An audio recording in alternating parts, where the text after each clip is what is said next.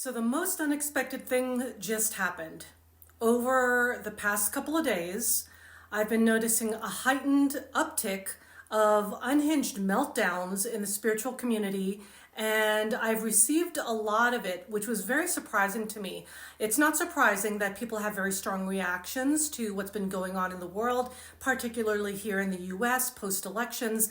That's understandable, and I have a lot of compassion, and I'm holding a lot of space for us as a collective because we are going through a lot of growing pains right now. And what was really interesting to me is the level of obsession that people had around wanting to know who I voted for. And so yes, I did vote, and I have a very specific stance on who I voted for and why. And if you are awakened and you've been following my work for a while, you can read between the lines and you have an idea. It was as if people wanted to know so that they could react and have an emotional dysregulation and send that information and energy to me.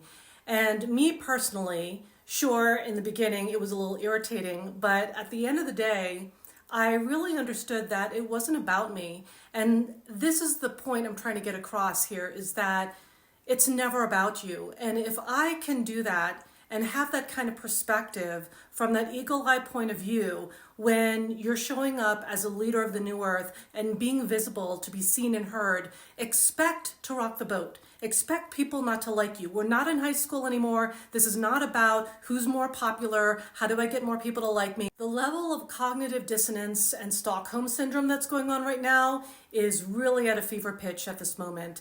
And I remember a few years back when I was speaking up against the bioweapon, I was being accused of being part of Q. I was told that I was a baby killer, a grandma killer. There was a follower who told me that they were going to dance on my bed as I die from COVID, which apparently has never happened because I'm alive and thriving and very well, I must add. And my point of this is that even back then, I just did a lot of blocking and deleting because I did not feel called to act out on this or speak up on this any further because I had that eagle eye view, and I still have that eagle eye view.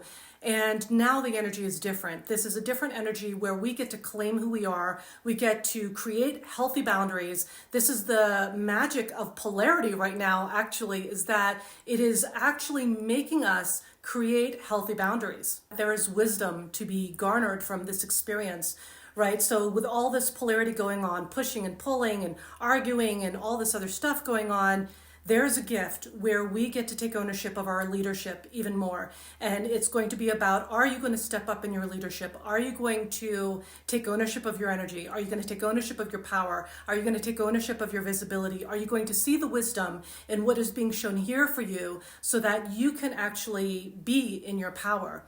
And so part of this is not only taking ownership of healthy energy boundaries, and that is something that I am utilizing the gift of right now with a lot of blocking and deleting. And for me, it is really a gift that God is actually clearing out my social media of all those who are not aligned, because I've gotten so many unfollows on this.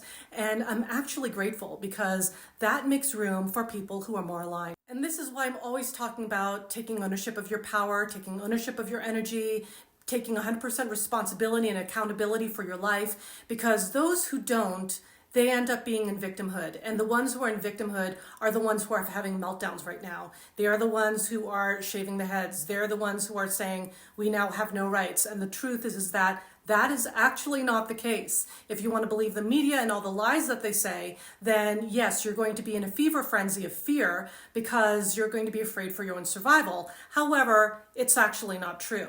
And if you actually just look up Operation Mockingbird, if you just read the book Chaos, if you just take ownership of who you are and your power and your light and take ownership of your being, that can then transcend into being in your power. But up until that point, that's called victimhood. There's a huge trauma purge going on right now, and it's affecting us as a whole, and it's affecting people who are aware of it and who are not aware of it. Some of it is from the PTSD we experienced from Atlantis and Lemuria. Some of it is from trauma of all of this sex trafficking and child trafficking and things happening to children and sexual assault and all of these things and all of these topics that are really kind of bubbling to the surface, so that we can address it, so that we can heal it, so that we can step into our power.